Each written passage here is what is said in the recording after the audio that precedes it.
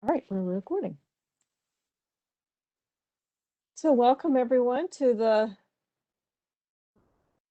FYI series. This is for the 2021 school year spring semester. We're recording all of our FYI series so that folks can see that at a later date. And we're going to be using a PowerPoint. The presenters are myself. I'm Leslie Veach. I'm one of the staff counselors in the counseling center on campus. I'm also the group coordinator for the center. And as I was kind of mentioning before, that we're recording this, we've got some folks who will be joining us live, but hopefully everything that we're sharing today will be relevant beyond today. So stress management is not something that's happening just in April in the midst of a pandemic and a spring semester, but certainly something was on our minds all the time. So Courtney, would you like to introduce yourself? Sure. Right, so my name is Courtney Simpson, and I'm another staff counselor this year at ECU. And like, Leslie's already said, we are more than happy to do a presentation on stress management while also acknowledging that all of us have more work that we could do in managing our own stress. And I feel like this year has been particularly challenging in a lot of different ways, but hopefully some of the things we're talking about today can be helpful right now and moving on. So. Okay, That's me. all right.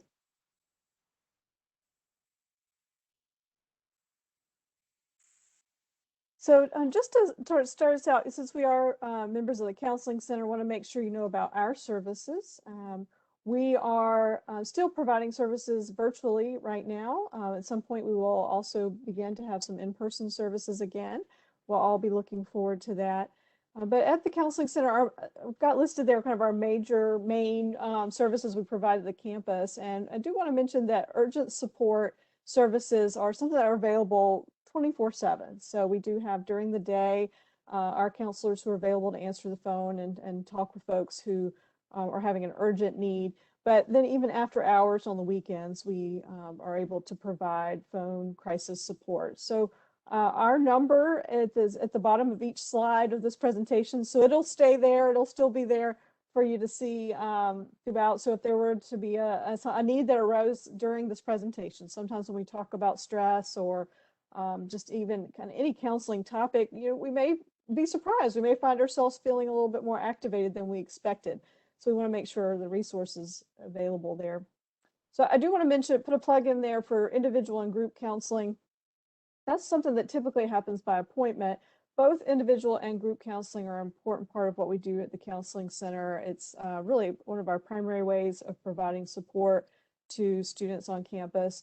And one thing we know from our work as well as the literature and research is that group and individual are really about the same in terms of their effectiveness. So a lot of times people are seeking out individual therapy, but they find out that group therapy is a really good fit for them as well. So we do have quite a few active groups this semester.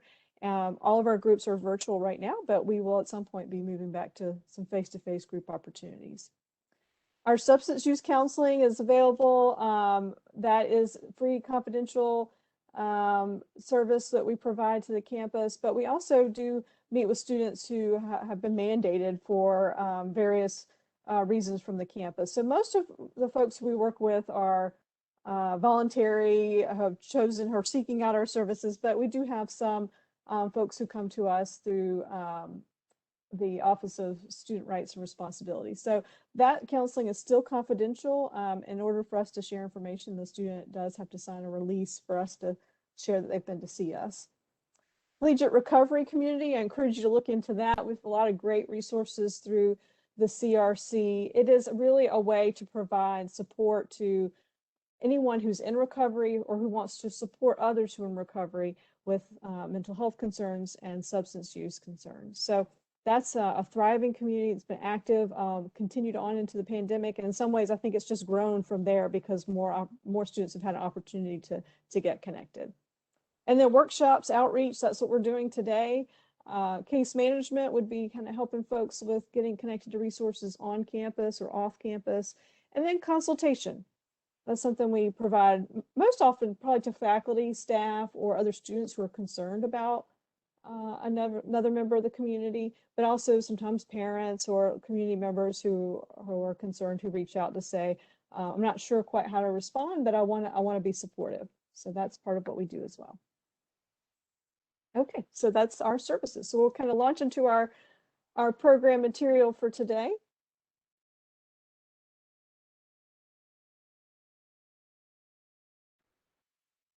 Okay, so the reason that we're here, right? Like what is stress? What's going on? So it's a reaction to a stimulus that disturbs our physical or mental balance. Um, so we might start to feel stressed when we feel like we have all these things to do and we don't have the resources to accomplish the task. Maybe we feel like we don't have enough time. That's a big one right now at the end of the semester. It's like I see my days are dwindling and May is looking like it's really, really soon. Yeah, so there it is when a person perceives that demands exceed the personal and social resources. And then we think about, okay, what is our normal response to stress? Is that flight or freeze? Also flight's in there, so fight, flight or freeze. And that can be really distressing to experience when maybe we individually don't know what's going on. We kind of see the external stimulus. I have all this work to do. I feel like I can't do it. And it might be that we're having a stress reaction. And so those are pretty normal responses to stress. So that's the first slide while we're here. So stress, the good and the bad, it's not always a bad thing, right? So we have our helpful kind of stress bell curve here to illustrate that point. So thinking about good stress helps us be more focused. We might feel more energetic, alert.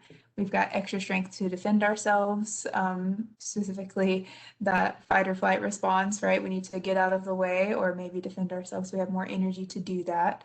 And then you think about, down here on the bell curve where it's low stress and low performance, that could be, say you have like a syllabus, but say there's no due dates, right? So am I very motivated to turn in any assignments with no due dates? Like, no, there's not any stress there.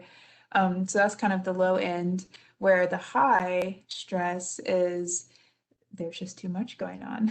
There's too many assignments, and it's kind of that overload. So we're looking for, okay, what's that optimal stress where we are performing at our peak level.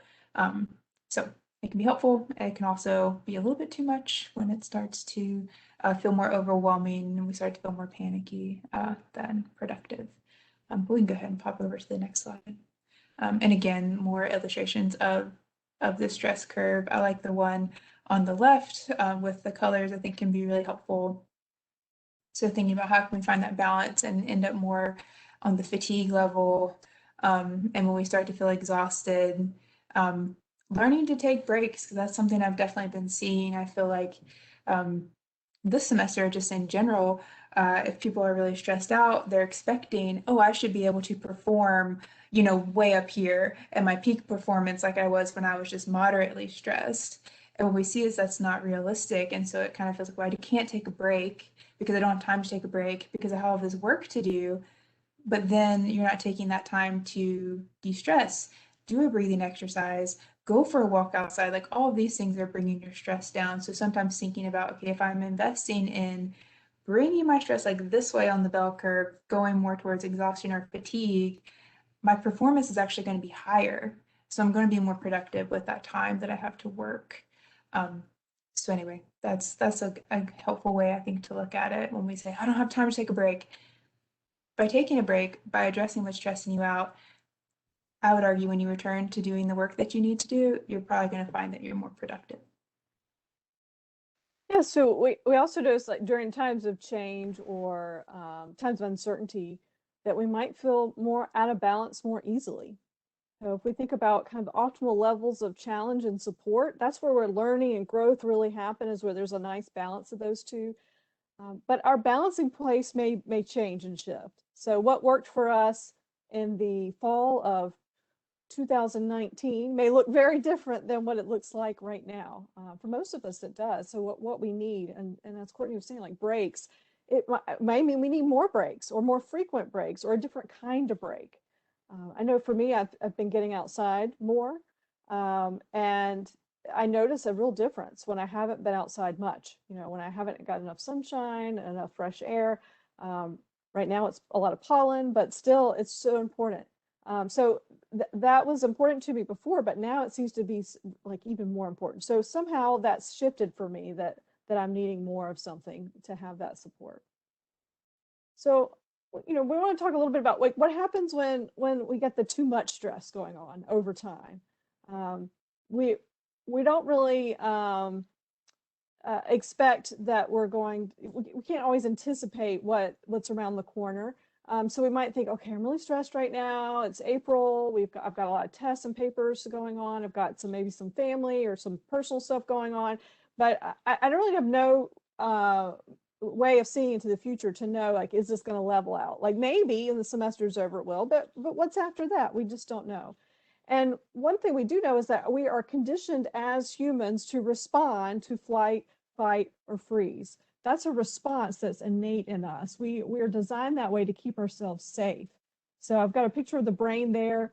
Um, it it really is about kind of understanding that we aren't doing it wrong if we are feeling stressed or feeling the impact of the stress. It means that our body is responding and that our brain is doing what it's supposed to do, what it's designed to do.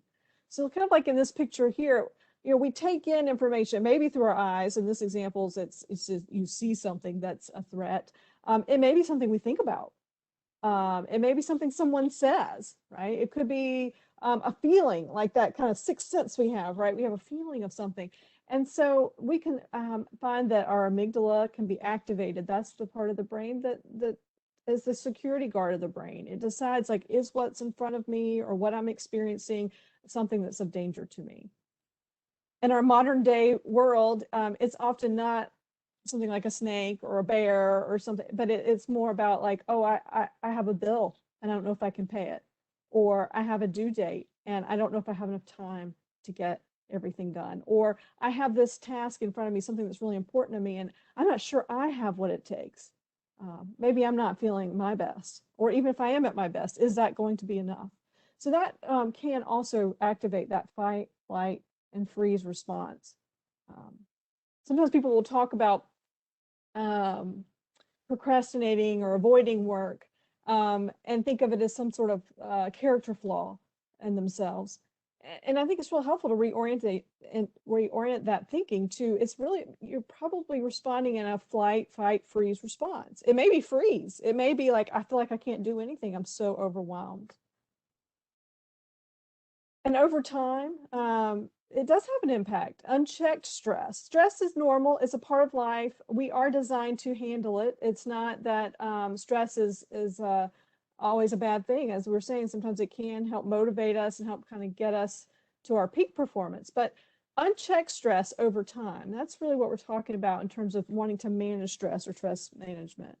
Being aware, being mindful, being present with what we're experiencing inside and outside of our bodies can be part of that. So just looking at what stress does to the body over time, we have a few short-term things that we know happen. That might be that feeling of worry, nervousness, kind of having a hard time shutting off. So that might mean like it's hard to go to sleep, or it's hard to focus in on one particular activity or task because our mind is kind of looking and racing around other things. Um, Heartbeat. We certainly get the blood flow. That's part of what the body's responding to. What do I need to be ready to have a burst of energy to get away, to flee?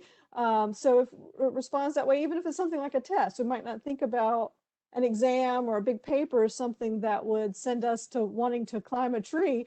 But our body doesn't necessarily, our brain doesn't, and systems don't necessarily distinguish the difference between I need to get up this tree and get out of the way of something versus I have this thing in front of me, this test, this project that is also eliciting the same response. So the heart beating, pumping the blood to getting kind of our extremities ready to move is part of that short-term response. We might also notice that we have digestive issues kind of going on. If you think about it, if you were trying to outrun a threat or a danger, you're not going to stop and have a sandwich. You're not going to, sit down and make a list for the grocery store and think about what you want for dinner. You're just going to get yourself safe. And so part of what's happening is we're designed so that when that amygdala is activated, the fight, flight, or freeze, other parts of our brain gear down, and that includes other parts of our body. The digestive system slows down. It means that it can essentially come to a stop, or it may be more about finding that like we just kind of have this sense of unrest, and we may even feel sick to our stomach, which makes it hard to eat, which then makes it hard to fuel our body. So there can be a cycle. I like this how they quote it here, problems between the sheets. But again, that's another part of the system. Sexual function is going to be decreased, and arousal, because we're at a place of trying to get ourselves safe. And muscles tensing up, that mentioned that before, like preparing for if need to run, need to freeze, need to be ready to fight. So we might experience this in the moment, we might not. We may be distracted from our distress, that short-term distress. And for many of us, that's true. We've kind of gotten used to it. Like maybe we've gotten used to tension in our shoulders. I'm like, as I say that, I'm like, oh, my neck hurts right here. We've gotten used to it. We're kind of used to living like that, maybe on the go or on the rush, or maybe part of it is that, it's a particular time of life that just feels stressful. And so we just kind of began to not even notice it. But the long-term effects are really where this begins to come in. It may be even after the stressful event or period of time has passed that these other things show up.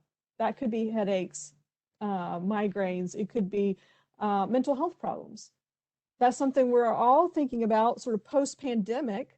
There's been this sort of long-term stress, or at least a heightened level of stress for many people, a lot of uncertainty going on. And maybe it's not a level where you're kind of freaking out every day, but at least it's sort of a heightened amount, just enough that it's going to take some time for us all to adjust. And it may catch up with us or kind of show up in a way that we're not expecting later on. So mental health problems, serious health problems, many kinds of, panic attacks even. It may be, kind of even looking at kind of long-term sort of effects. So if we're looking at stress unchecked, there are some long-term effects on our body that it's not necessarily irreversible, but it could show up in ways that are surprising to us. Anything else you'd say about that, Courtney? No, no, I think you covered it, and I mean it makes sense. And just as a reminder that stress does affect our bodies, and I think sometimes we do have that disconnect in our minds, like, oh, this is just in my head, so I should just like get over it. I hear that a lot. I should just get over it. What's going on? And it's not necessarily something to get over. And I think your reminder of like the stress reaction itself is our body acting like it should and keeping us safe. So that's a helpful, I think, reframe to focus on, because we can get really negative when we feel like, oh, I'm too stressed out, to recognize, hey, my body's keeping me safe. But let's reevaluate, right? Let's see what's actually going on. Am I safe? Is my environment okay? And then we can kind of move to address some of, the stress that's going on. But anyway, Yeah, thinking right. about So kind of what's yeah, in our go ahead. control and out of our control, part of that unchecked, the response we have to stress may not be within our control. That's hard. That's the hard part. It's kind of reframing it to, yes, it is a natural response, meaning one that's kind of been programmed, if you will, for how humans operate.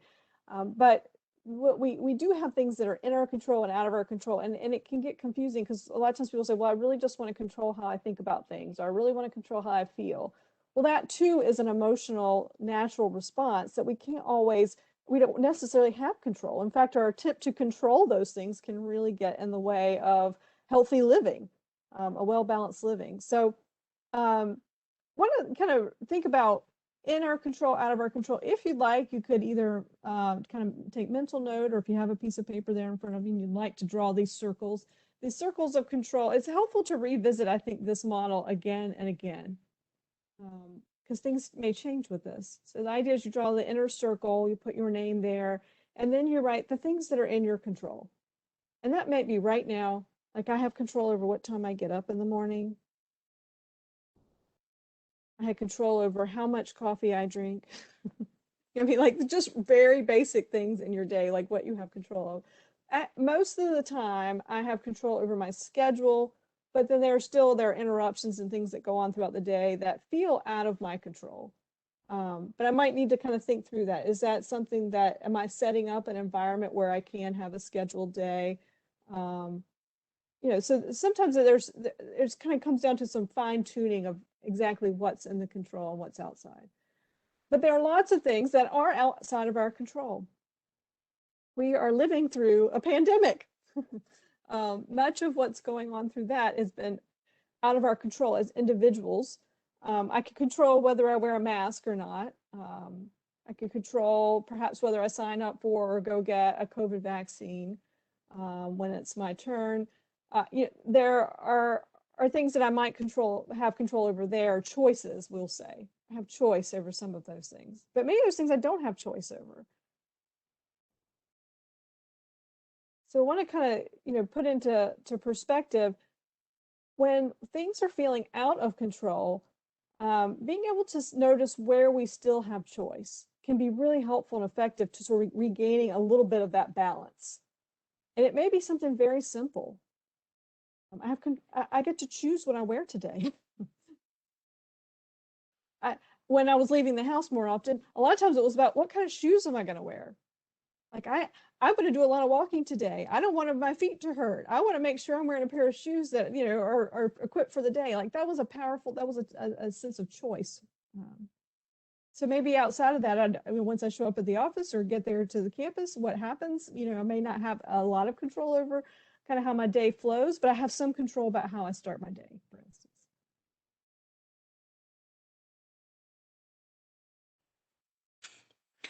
So, right, some of the things that we might not have any control over would be some of those environmental factors.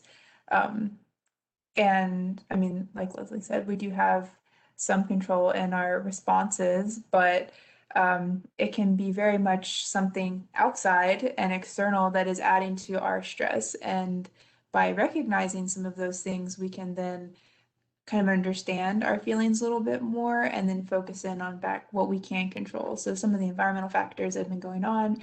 I mean, COVID, probably everyone here is sick of hearing about COVID, like me too.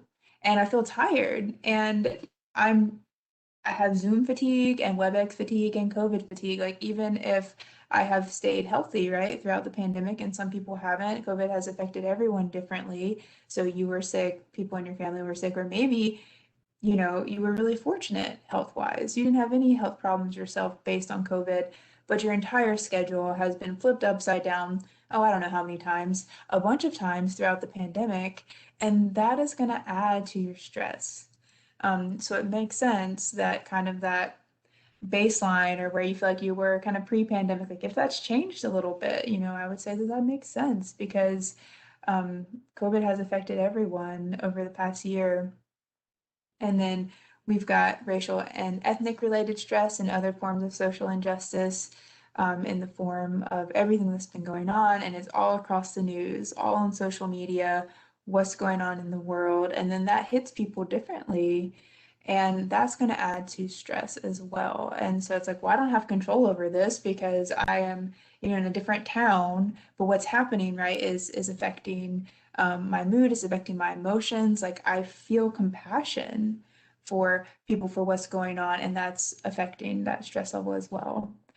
Trauma, things that have potentially happened to you, accidents, um, being a survivor of sexual assault, something like that makes a difference and influences that stress level and how you're responding to stress in the future if you've had trauma in the past. Of course, that's going to show up. And then grief and loss.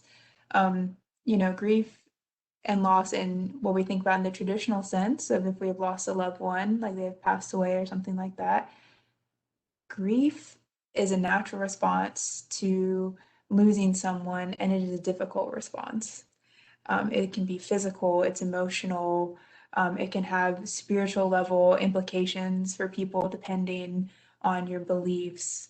And then there's the loss of opportunities, even with COVID and things like that, that I think we're trying to minimize sometimes, but it makes a difference, things that we have lost, and that also adds to our stress.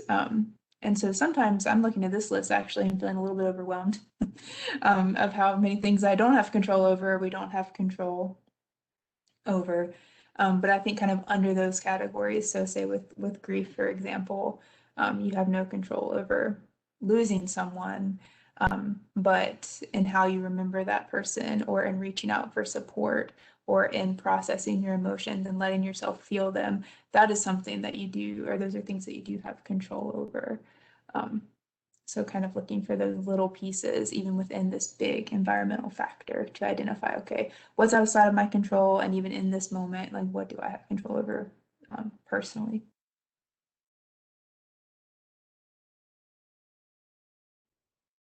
Right. So looking at, making changes in relation to stress, again, sometimes it can feel overwhelming. And then that's the challenge, right? It feels like it's too big, it's too much, so it's too much, I can't do anything. Um, and then we're kind of defeated and we're back to where we started. So think about activities that are not just recreational, but are also restorative.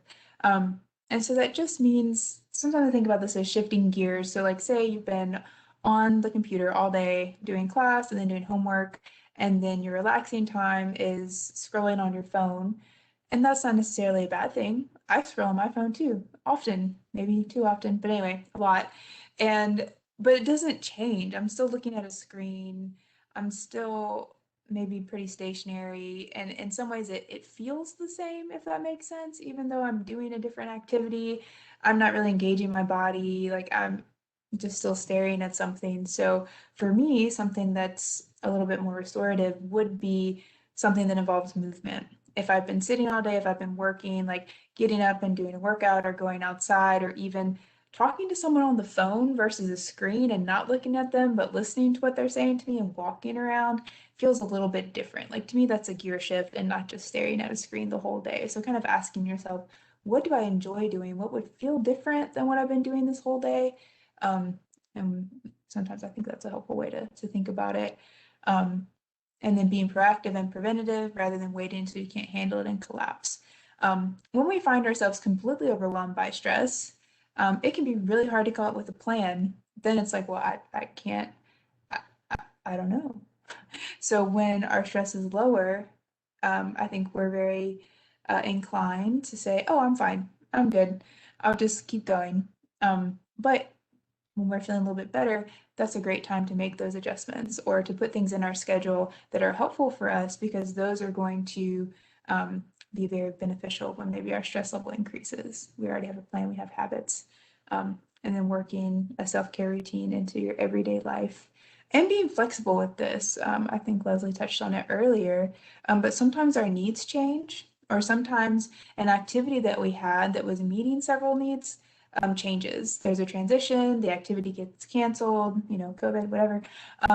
But our needs are still the same. So then we need to adjust and add activities or coping strategies that are going to meet those self-care needs that we have.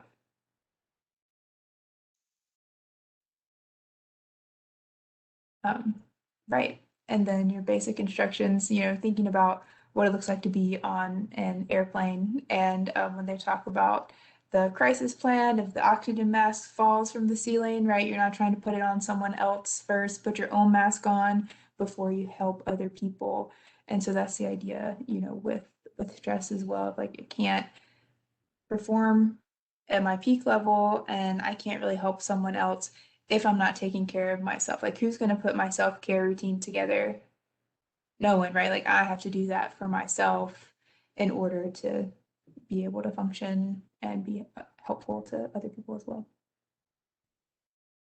Yeah, I think that's a really important point for student leaders, particularly because it's always been true, but particularly during a pandemic where maybe not as many students as are involved or as active, we've got even fewer student leaders trying to kind of keep things going. And I'm sure as we kind of get moving back into more in-person events and getting back to kind of the life and heartbeat of the campus and the feel of the things that we really want to see again. It's going to take a lot of work to do that. And so those who are already involved are going to be called upon to do more.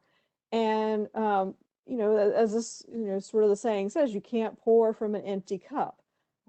If it's part of your value to give and to be there and to show up and be a productive part of the group you're in, or the campus community or the larger, greater community, in order to be able to do that, you've got to be able to take care of you. And so the things that are up here are not rocket science, right? They're things that we probably already know, we've already heard, we've already thought about, but presenting them again and again and again to ourselves so we can ask our question, how am I doing in each of these categories? And this list is not exhaustive, but it certainly is a place to begin. Just basics of eating, our nutrition, so eating, sleep, and exercise. We often talk about those three areas within the counseling center. We ask folks about that when they come to see us, kind of how are things going in these areas, because it does make quite a difference in how how our body and our brains function. There's entire science researching kind of mood and diet, and how what we eat, how we fuel our body, how that impacts our mood, how that impacts our brain functioning. The same with sleep, the same with exercise, and these things are interrelated. So if you're running on empty because you didn't get a great night's sleep, you grab a Starbucks on your way to your meeting, so really all you've had that morning is coffee or some caffeine, then by 2 o'clock in the afternoon, you're feeling pretty panicked.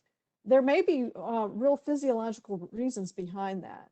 It may be that you would be stressed at 2 o'clock in the afternoon, but your level of stress may be greatly impacted by how you've taken care of yourself that day prior and that day that you're in. So part of that is maintaining the balance. Like the balance between work and play. There's a saying, like, the opposite of play is not work. The opposite of play is depression, or the opposite of play is stress, or the opposite of play is so important to what we do.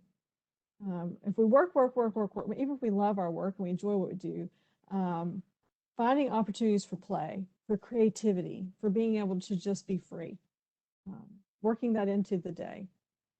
But also to our life and to our routines. Rest, relax. Sounds nice, doesn't it? And as Courtney was saying, like, it's, once we're at that point of, it can be hard to sort of begin to go, okay, what can I do to relax? Or what can I do to rest?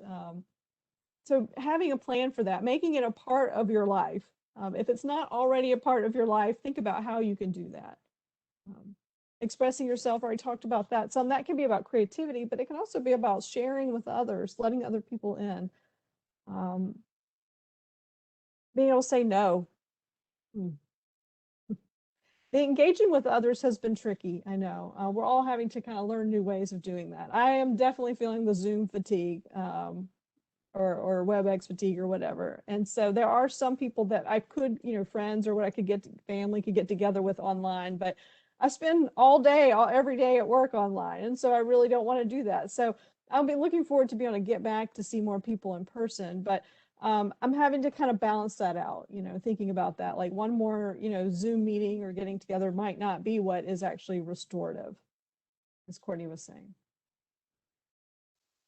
The other part is, I think, really important to think about is cultivating a caring community. So I have a couple of resources listed here. The university community has a lot of resources available. So the main thing a challenge we have is getting that information out, making sure it's available in ways and accessible so folks can have the information when they need it. But there's no replacement for just supporting one another. Thinking about the community that you're a part of. Where might you need to work at, kind of cultivating more support for yourself? Many folks may feel like they kind of don't know where they fit right now. Once we begin to get back to life post-pandemic, we don't know exactly what that'll look like, but reintegrating into a community, that there can be some challenges there too. But if you are really concerned about another member of the campus or just someone that you know, also knowing that it's okay to ask them how they're doing, to check in. And maybe directing someone to a resource could be all that's in your control. Again, think about that, in your control and outside of your control. There may be very little that you can do. You can worry a whole lot, right? But that may not create any kind of change. But if you are concerned about someone, ECU Cares, there's ways to get connected there. ECU Police, you can get connected, but also national resources too. Even ways for folks to use a text line if they don't feel comfortable talking to someone over the phone. So you can, provide these resources to a friend, send it to them, let them know it's there. Include it on your organizational web pages or group chats, occasionally kind of putting that information out there, because it's often not until we need it that we're looking for it, and then it may be hard to find. The resources are there, but it's getting access to them when we need them. So just kind of, we'll go through some more kind of stress reducing tips, because part of that is, we've talked about the need to have awareness and to create that balance.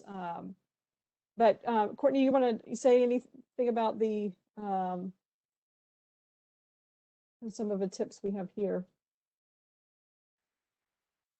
Sure. And we do have stress reducing tips, right? They're just that, they're tips. They're not end all be all. This is not a exhaustive or a perfect list. And so if you're looking at this list and saying, well, I don't like it, great, make up your own list. Something that you know to do for yourself might make more sense than our list here, and that is okay and encouraged.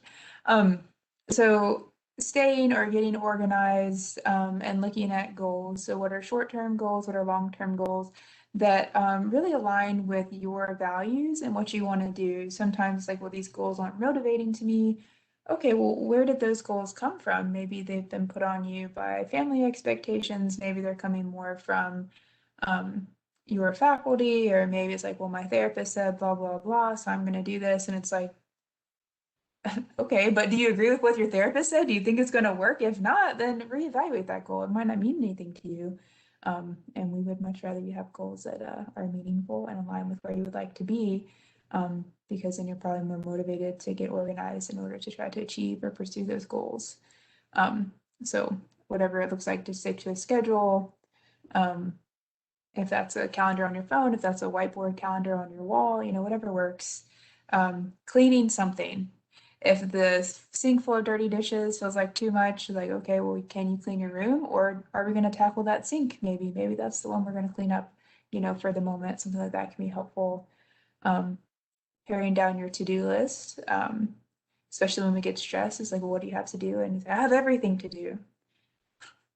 You really don't, I promise. And I don't either have everything to do, even though it feels like it. And so then looking at and prioritizing that to-do list, what's going to take you the most time? What do you have the shortest time frame to work in?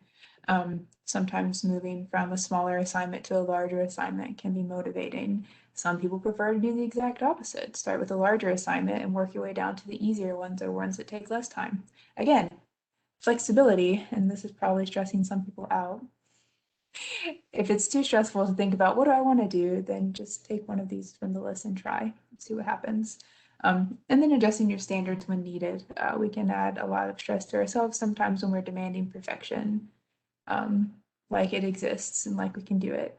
But when we think we can, it's a lot. Looking at problems a different way, looking at the big picture and focusing on the positives. And I'm not going to read the different things under that, but when something gets in our way, we've identified something as a problem. All we can really see is what it's preventing us from doing. So if it's a traffic jam, for example, it's preventing me from getting where I need to be on time. Is there a different way I can look at this problem, do some reframing? Maybe it's enjoying time, maybe it's seeing like, okay, this is a problem right now, but maybe it's not as big of a deal as it feels in this moment. And that would go right into looking at the big picture.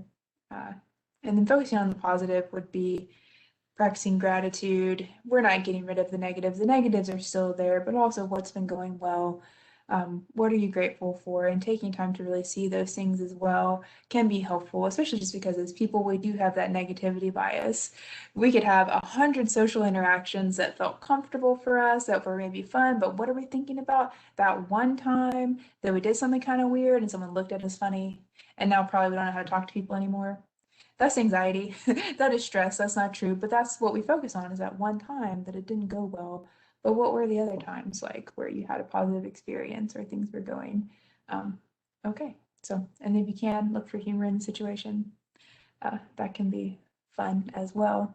Sometimes harder than others, but it does help us be flexible when we can laugh a little bit at the situation and what's going on. Okay. So we're going to just take a moment and say, you know, we've talked about stress. We've thought about where it comes from.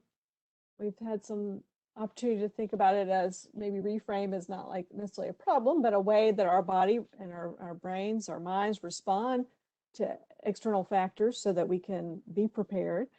But what happens when we feel like we're activated in a way that's not helpful?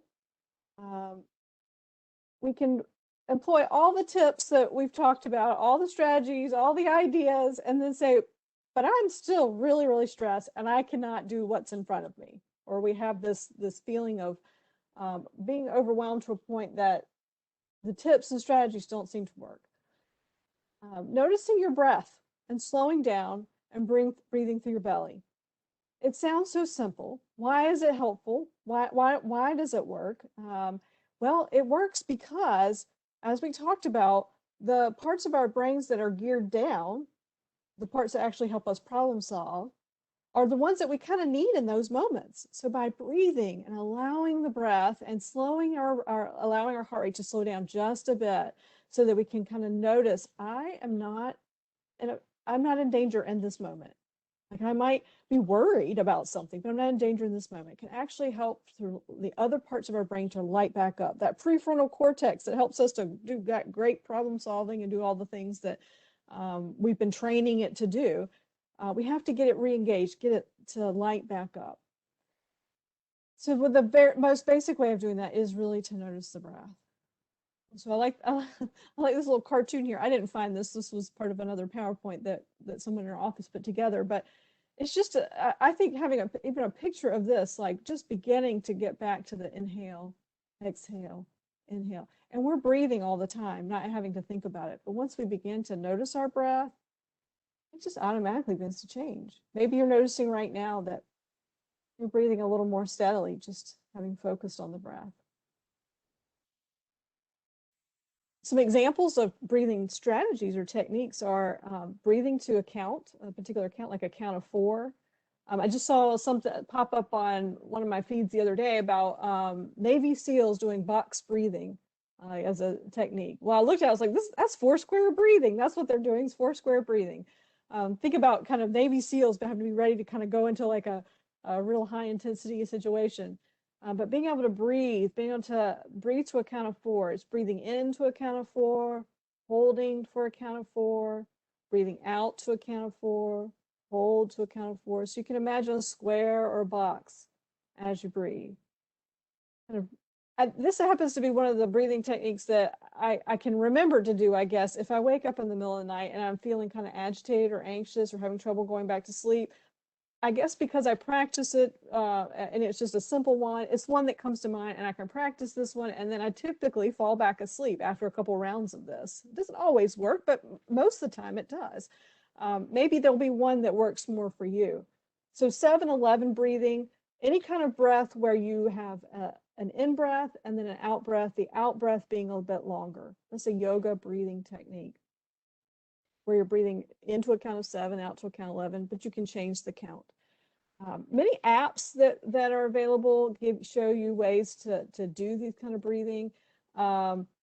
We've got some things here like yoga, mindfulness meditation, progressive muscle relaxation. What's here is really links to different websites, videos, and whatnot, which you can find on YouTube. They're so available now, but our website, we've got quite a few listed. So if you're kind of needing a place to start, some quick 1, 2, 3-minute videos even on how to do some of these techniques.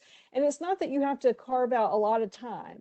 It's something that once you begin practicing it, then you'll begin to notice it. Like the progressive muscle relaxation, I don't necessarily do that particular practice every day, but probably at least once or twice a day, I cue in and notice my neck and my shoulders. And that's after years of having lots of headaches. And I realized that I was carrying a lot of stress here that I didn't even know until the end of the day. And by then it was kind of too late. Like I was going to have a headache. And so a couple times a day, now, especially looking at the computer, I check in and notice. And it might just be kind of a gentle touch, even to kind of remind myself that I can kind of soften and breathe into those spaces that maybe I'm holding something that I don't need to hold there.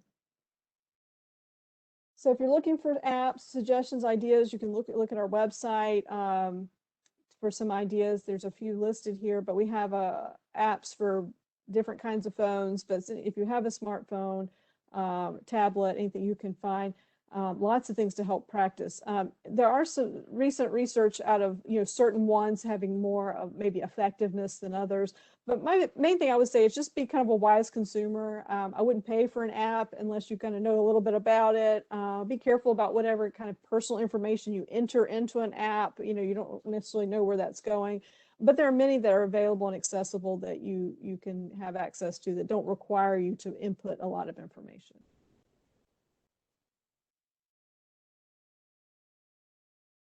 So kind of knowing when to seek more help. Most of the time we want to try to figure it out on our own. And that's great. And that can be a perfectly I will say cromulent. That's not a real word. I forgot what that came from. I think it's a Simpsons quote. A perfectly cromulent idea, but to do it on our own. But knowing when to seek more help is really kind of seeing when that balance of challenge and support is so out of whack for us that we're having trouble getting ourselves more regulated, more balanced. The emotions feel out of control. Daily tasks are becoming difficult. Symptoms are just persistent. So it's not like, oh, one day I feel this. It's like every day, most of the day. And that's why we have urgent support available through the counseling center.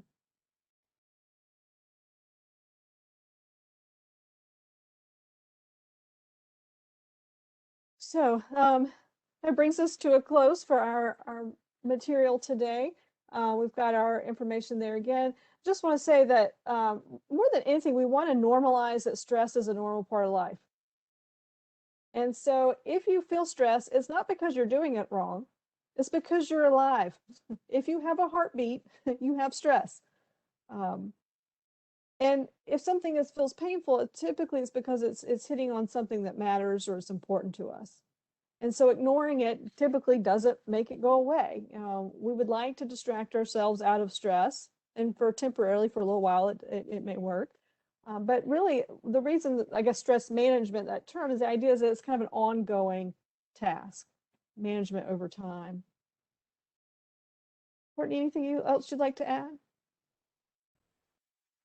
I would just say thanks for everyone who attended today and the people who watch in the future. And just wanted to also say, I think sometimes we can trick ourselves and say, well, I just attended this session on stress management and I'm still stressed. So did I not pay attention? What's going on?